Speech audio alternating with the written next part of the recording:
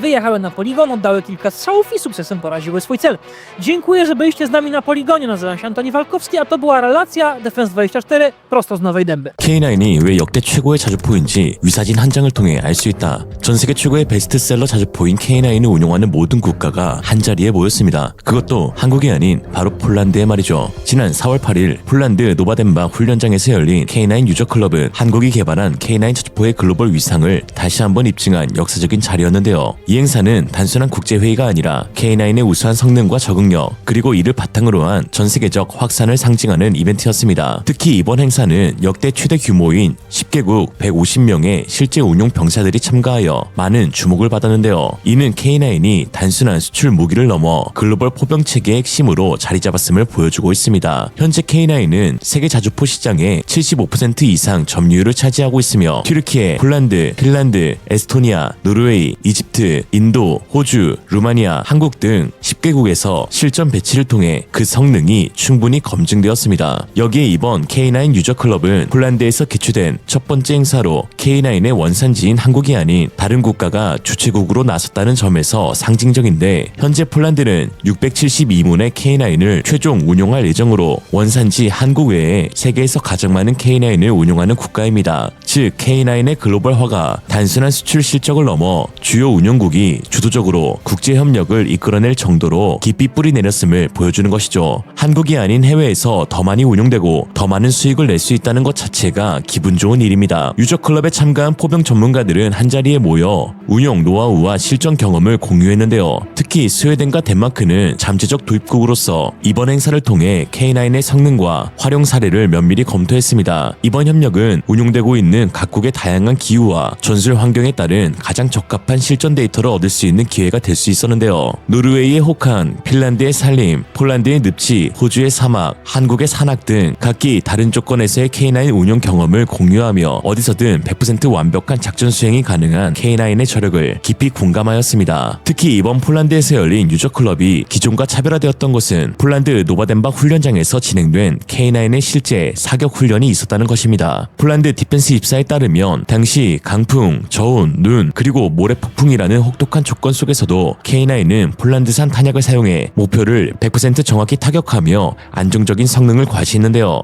훈련을 주도했던 보이체프 다프카 대령은 K9의 우수성은 익히 알고 있었지만 세계 각국의 실제 운용자들의 증언과 구체적 사례를 들어보니 우리의 선택이 틀리지 않았음을 다시 한번 느낄 수 있었던 시간이었다고 평가했습니다. Dzień dobry, witam Państwa z pięknej, słonecznej Nowej Dęby. Jeżeli wyglądam na nieco zawianego, to dlatego, że strasznie wieje. Byliśmy świadkami strzelania armatohaubic samobieżnych K9 na poligonie. To wydarzenie zwieńczyło klub użytkownika K9, czyli międzynarodowe spotkanie, w którym uczestniczyli przedstawiciele 10 państw, które użytkują K9, jak również państw, które obserwują ten program i chcą się wymieniać doświadczeniami. Celem tego spotkania jest, co najważniejsze, wymiana doświadczeń, wymiana systemów szkolenia.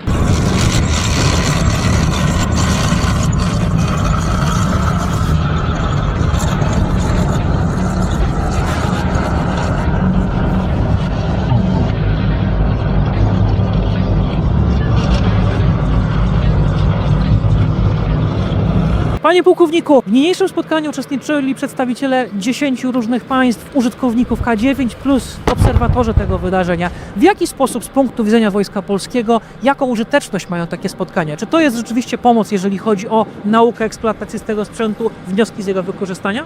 Z całą pewnością tak. Jest to dobra okazja, jest to dobre forum do tego, żeby wymieniać się tymi informacjami i budować bazę danych, wiedzę. Oprócz tego w spotkaniu oczywiście uczestniczy przedstawiciele producenta, czyli Hanwha Aerospace, i tutaj jest taka dodatkowa wartość, że my możemy przedstawić nasze uwagi bezpośrednio producentowi. Jest to forma stosowana już przez nas, bo takie spotkania odbywaliśmy w zakresie systemu CRAP, systemu RAK, a więc wymiana informacji na temat eksploatacji z producentem jest niezwykle istotna. A wymiana informacji między siłami zbrojnymi na temat jak szkolić, jak operacyjnie używać w różnych środowiskach, bo wiadomo, że użycie działa w warunkach Norwegii czy Finlandii jest inne niż w warunkach Polski, a Australii już zupełnie jest inne warunki eksploatacyjne oferuje, ale jest to zebranie doświadczeń bo pewne doświadczenia są wspólne, pewne kwestie eksploatacyjne są wspólne i pozwalają nam na wzbogacanie naszej wiedzy i tak naprawdę przygotowanie procesu eksploatacyjnego, serwisowego, ale też i szkoleniowego stosownie do tego, kto ma najlepiej rozwinięty ten system, tak zwane wykorzystanie dobrych praktyk.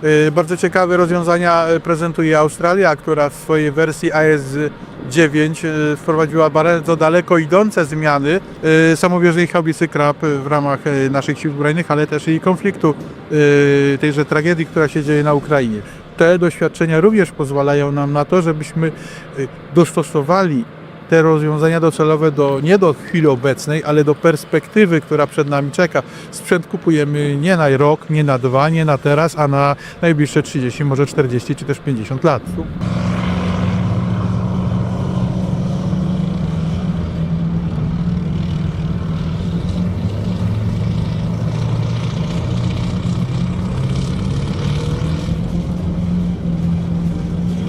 Szanowni Państwo, wozy dowodzenia, wozy dowódcze-sztabowe, a za nimi K9 wyjechały na poligon, oddały kilka strzałów i sukcesem poraziły swój cel.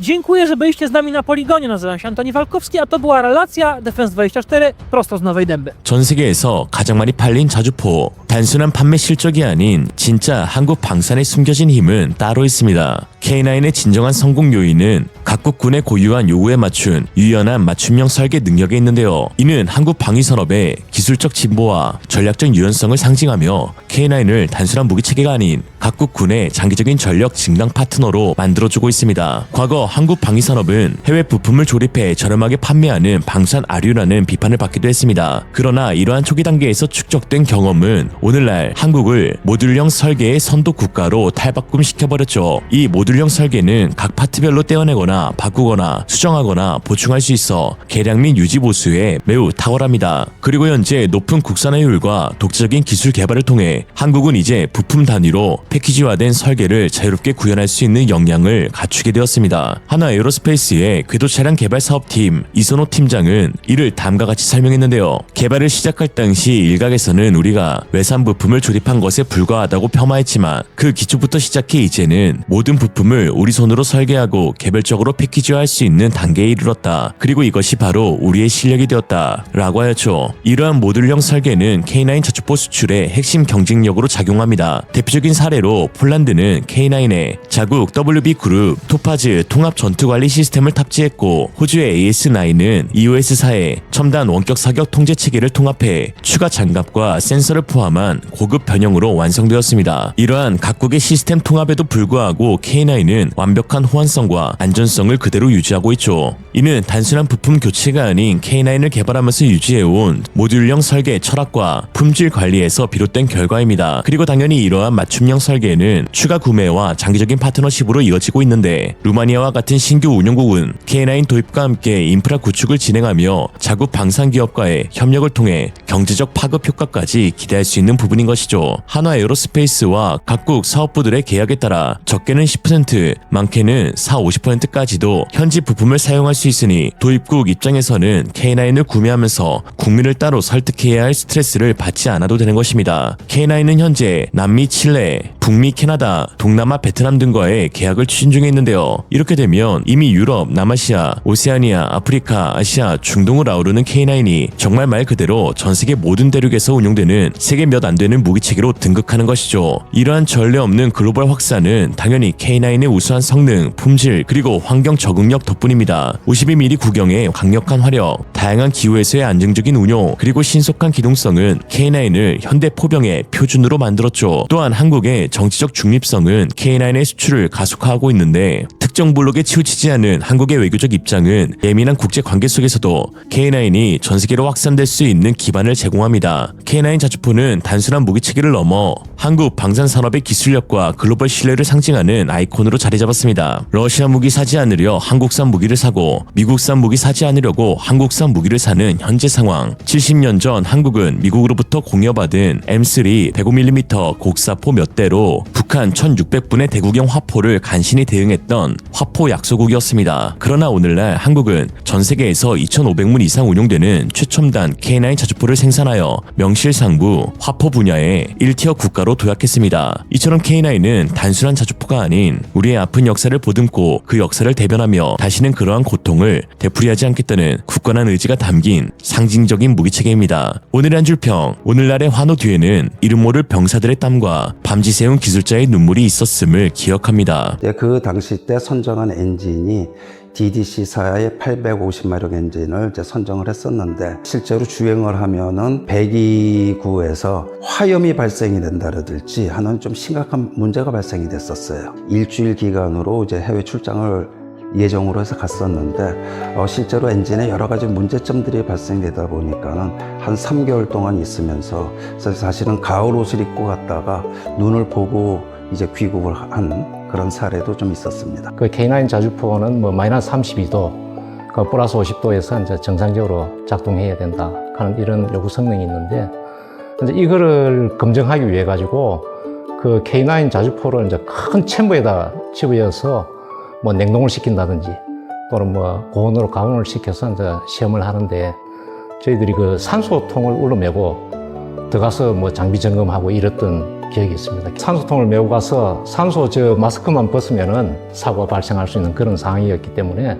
뭔가 나올 시점이 됐는데 안 나오는 이런 경우가 있잖아요. 그때는 또 밖에 이제 또 비상대기하고 있다가 들어가서 잡아내고 이렇게 했던 그런 추억도 있습니다. 좀 위험한 좀 순간이었죠. 네. 시제를 시험한다는 거는 품질이 안정 안 된 상태에서 시험하는 거거든요. 비가 많이 오고 난 뒤에 산악 야지 시험을 할 때 차량이가 미끄러졌어요. 도로에 미끄러져가지고 한 10m 정도 급하게 이제 시험장에 가서 다행히 큰 바위에 탁 걸려 있어요. 만일에 그게 이제 낭떠러리에 불러 떨어졌으면 시험하는 인원도 물론이고 차도 손상되고 굉장히 차질이 생겼을 겁니다. 어려움에도 불구하고 이 장비는 성공적으로 개발을 해야 된다라는 그런 투철한 사명감은 다들 갖고 있었던 것 같아요. 밤을 새워서라도 그것을 수리를 하고 또 그 다음 시험에 체계 시험을 하는데 이상이 없도록 만들어 놓은